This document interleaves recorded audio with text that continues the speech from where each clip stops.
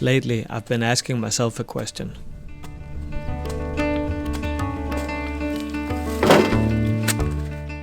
Is it possible to design a work life that is both productive and efficient, yet requires less work of you?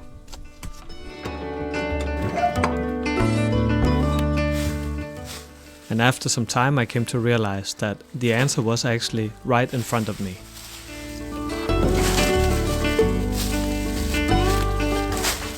In the permaculture forest garden that I'm currently designing and building at my cabin in the forest.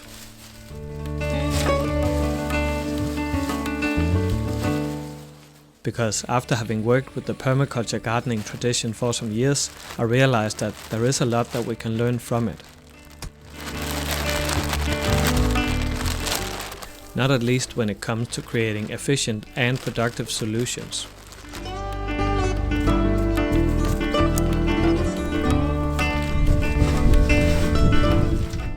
And so in this video I'll showcase some examples of how this way of gardening actually has altered the way that I think about work here on my homestead. Especially when it comes to reducing the amount of work that I need to do. Not only when it comes to building and maintaining a garden, but in other areas of my work life too.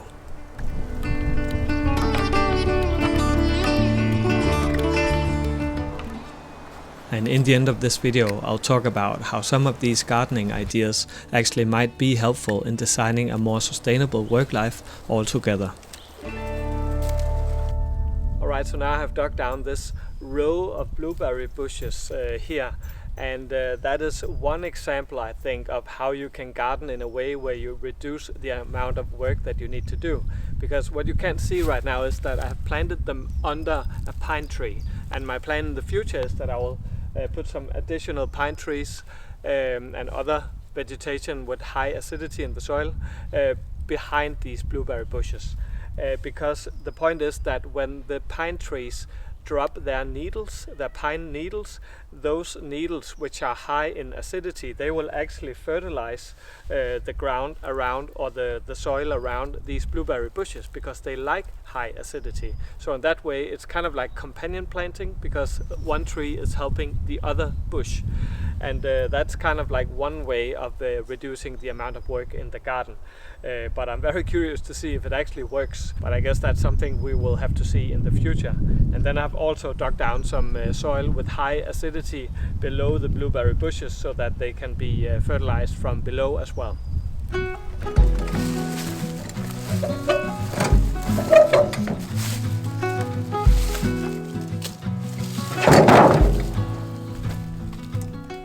Next up was to continue the building of my new Hügelmound raised beds in my front garden.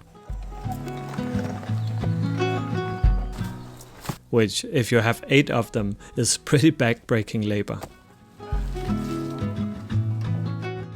So hopefully I don't have to do all of this again in a very near future. Because when I built this, I was reminded how often I had to reboot this garden over the years. And despite how satisfying it is to build your own future food system, your dream really, I'm also looking forward to the days where I have more time and energy on my hands to pursue creative interests like playing music or writing again.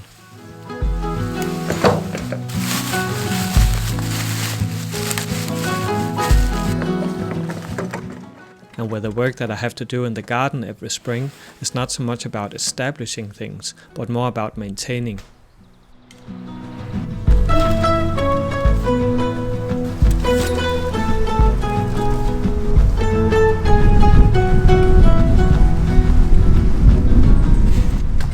But when that's said, it is very satisfying to see the contours of your dream slowly emerge when you put different materials together in a design solution.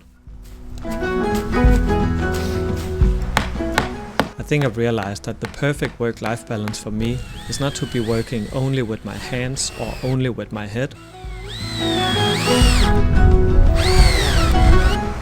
but to be interchanging between the two on a daily basis and not only every once in a while.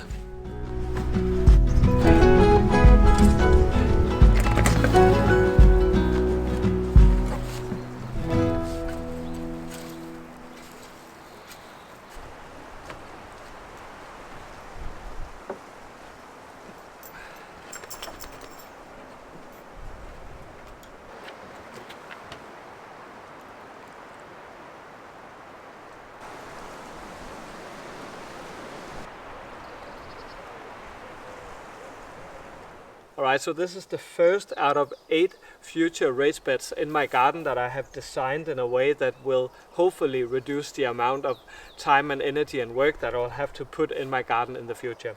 Because as you have seen, I've dug down these logs and branches and leaves and horse manure, and it will decompose and suck up rainwater and release nutrients to the plants on top. But my plan is actually also to plant out some perennial plants in these raised beds. Maybe not in all of them, but I think in time, hopefully in most of them.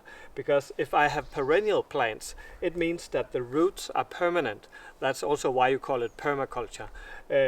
Because then the roots will go down deep in the decomposing material below, and thereby they can take care of themselves in terms of fertilization and also in terms of getting water. So I don't have to put that much work into these beds.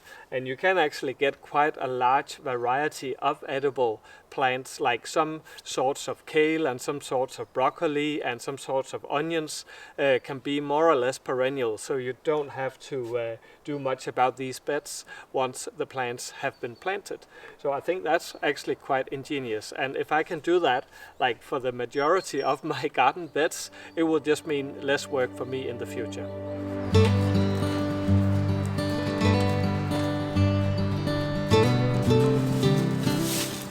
At times, the hard labor that I need to do on this property can feel never-ending.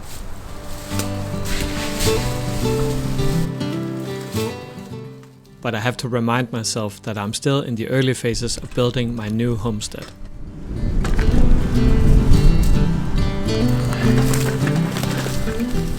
And if it sounds a bit like I'm complaining, I've just been through a period with a little bit of physical and mental exhaustion actually.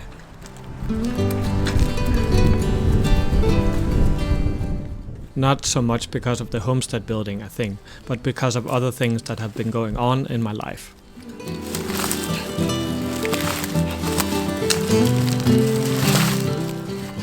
But that doesn't take away from the fact that building a home and a garden simultaneously can be a bit of a daunting task.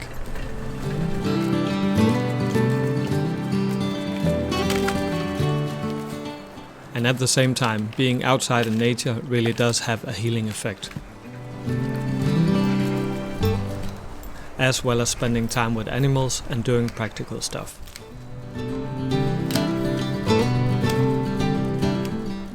Which unfortunately I think is something that a lot of people in our modern society is deprived of.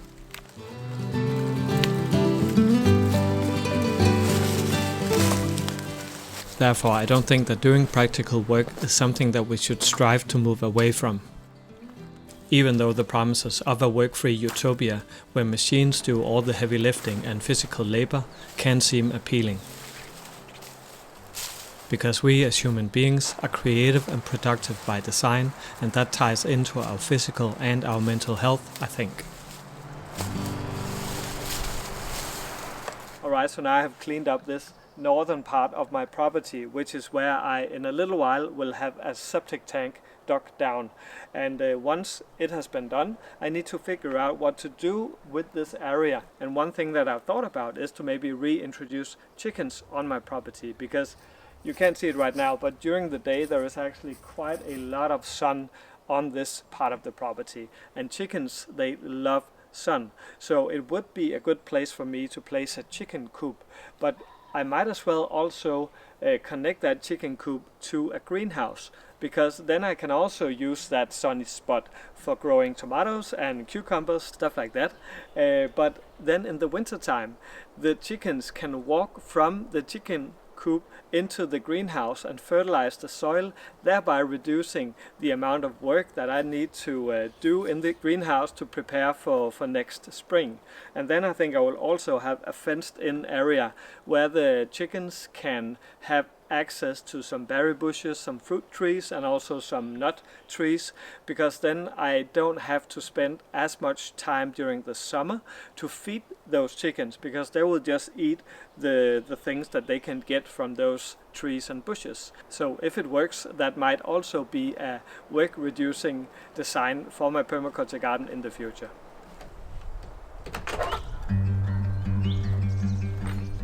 Another example of growing crops in a permaculture forest garden without putting much effort into it is mushrooms. I inoculated these logs with mushroom mycelium in 2024, and now they will give me shiitake mushrooms for many years onwards. So that's definitely one example of how growing your own food in a different way may require some initial input, but not much work after that. And that's the thing about a permaculture garden. Your aim is to produce a wide variety of foods, but with a minimal work input.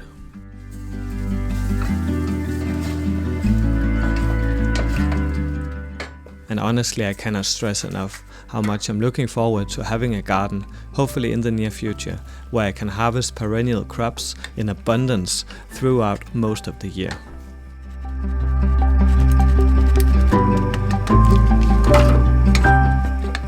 And to be looking back at the years where I was establishing all of this in ways that were fruitful in a different sense. Even though I know I should be grateful in the moment and enjoy the journey. But the dream was actually never to be tied down with labor most of the time, which I've been for a couple of years now, just ask my friends and family.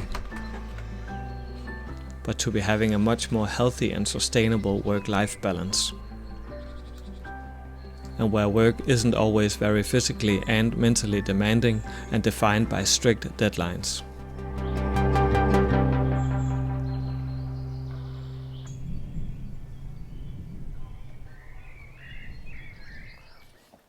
So I've talked a lot about permaculture in this video, even though it really is about work-life design, I guess you could say.